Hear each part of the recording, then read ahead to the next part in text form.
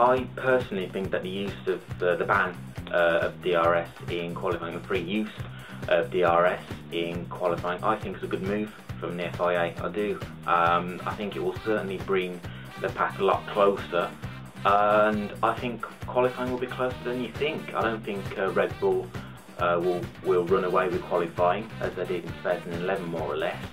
But yeah, I think it's a good move from the FIA. The fact that free use of DRS in qualifying has been banned.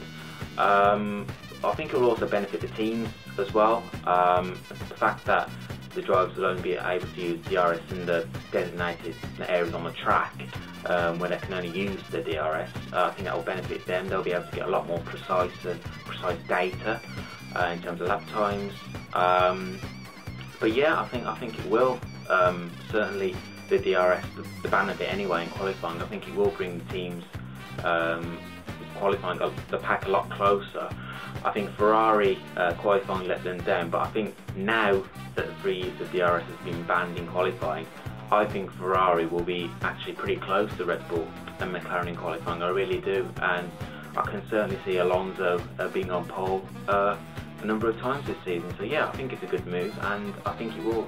And the ban of DRS in qualifying, the free use anyway, I think it will have an effect.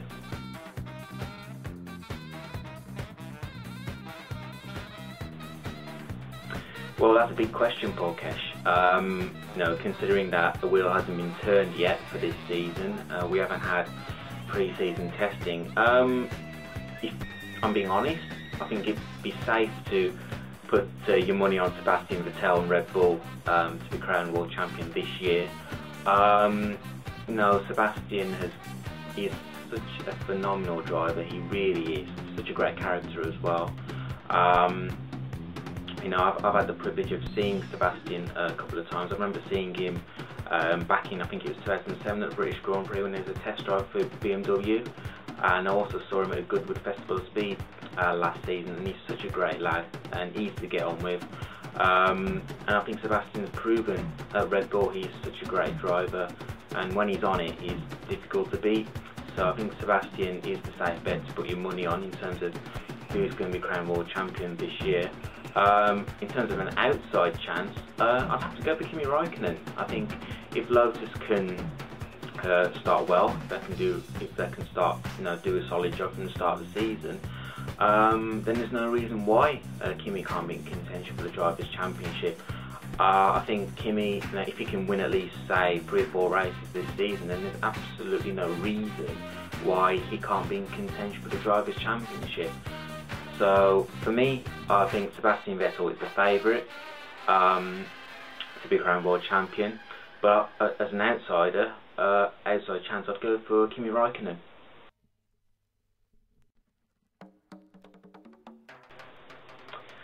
I think it's a real shame that Timo Glock has left Marussia, because I think Marussia have got a genuine chance of beating Caterham this season. I really do, and it would have been interesting to see how Glock would have fared in the Marussia this season. And let's not forget, Marussia have got Kurz as well this year, so it'll be interesting to see their comparison with themselves and Caterham in terms of performance in qualifying and also in the race.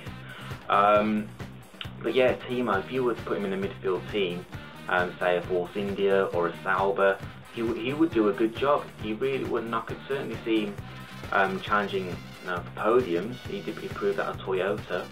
I would love to see Timo back in Formula 1 in the future, and Formula 1's lost and DTM's gained. It does look as if he's going to be joining DTM this year. I wish Timo all the best of luck. I just think it's a real shame. I think he'll be a miss for the Formula 1 paddock. In terms of who will fill the remaining seats at Force India, it's between Adrian Sutil and Jules Bianchi, and personally I'd go for Adrian Sutil because he's got the experience, he's already familiar with the staff of Force India. I think Bianchi, I think he's too inexperienced, and I think he'd benefit from being a reserve driver for another season, maybe have a race seat for the following season. At Caterham, I could certainly see Bruno Senna going there. And obviously they need the money. Petrov's struggling to find funding, so he could be without a seat for this season. And as for Marussia, if I were Marussia, I'd try and put a cheeky bid in for Heikki Kovalainen. I think Heikki was harshly booted out of Caterham. I don't think he's going to be there this season. So if I were Marussia, why not go for Heikki? And also, if that doesn't materialise, then maybe go back for Jerome D'Ambrosio, because I thought Jerome actually did a pretty decent job when he was at Marussia, and I thought he was harshly booted out of the team. So yeah, 2 drivers I'd go for if I'm Marussia, either Heikki Kovalainen or Jerome D'Ambrosio.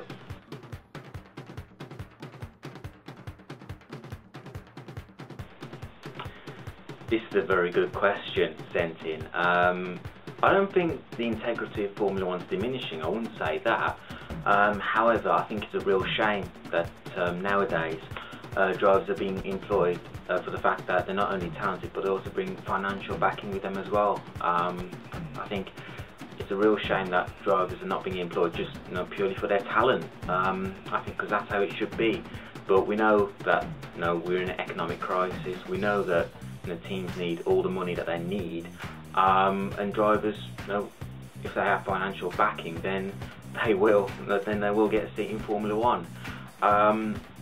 About the integrity of Formula 1 diminishing, I disagree with that. I think we've seen fantastic Formula 1 seasons after seasons. I think since 2005, when Fernando Alonso was crowned world champion, since then we've had terrific seasons, and we've been very much entertained. But if you look at the drivers who, say, for instance, bring money with them, they have talent. I mean, currently, you look at Sergio Perez, who's now at McLaren.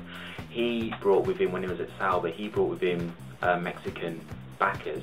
But we also saw that Sergio had the talent. He finished on the podium, I think it was 2 or 3 occasions last season. And Sergio certainly proved that he has indeed got talent. Same with Pastor Maldonado. Yes, he did have his incidents, but he won a race in Spain. And he's also shown flashes of brilliance in qualifying. He's put in some great laps last season in qualifying. So Maldonado's got the talent also, and he also brings financial backing with him as well. So I think it's a shame that drivers are not being employed just for their talent, but I can understand why teams are taking on drivers that have talent but also bring with them financial backing.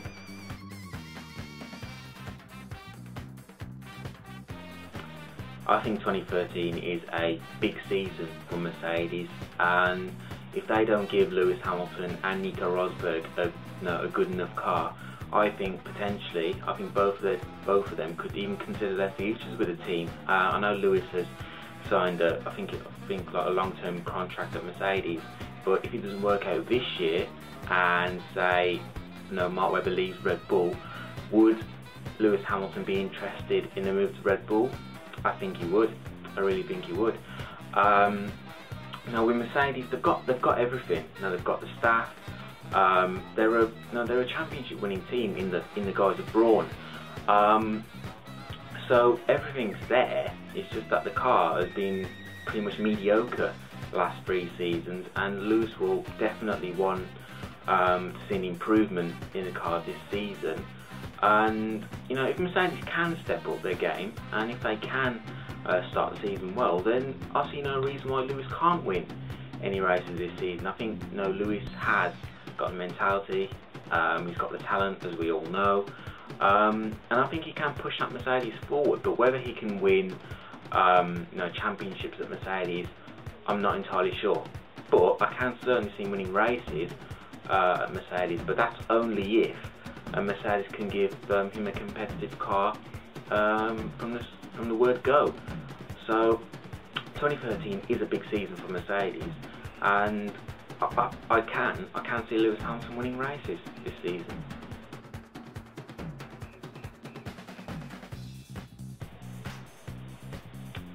So who are the dark horses of the 2013 season? I think, for me personally, I'd have to go with Lotus. I think that Lotus did pretty well last season. I wasn't expecting them to perform anywhere near as well as they did. and Kimi Raikkonen was absolutely sensational on his return to Formula One. You just think, had Lotus won a couple more races, then they could so easily have been in contention for the Drivers' Championship. Kimi could have anyway, going into Brazil last season, but it wasn't to be.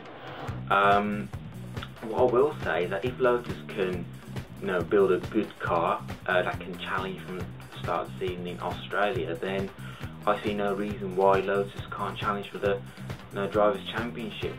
Constructors, I think they've already said that their target is to finish third. If they did finish third, that would be another good season for them.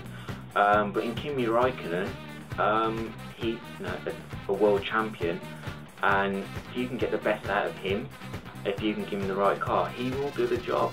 He proved that at Abu Dhabi last season, and he proved that on so many occasions last season.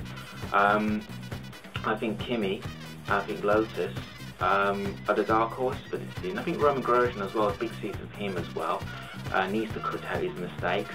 And if he can do that, then I think Roman will have a good season. So for me, I'd go for Lotus as the dark horses of the 2013 season.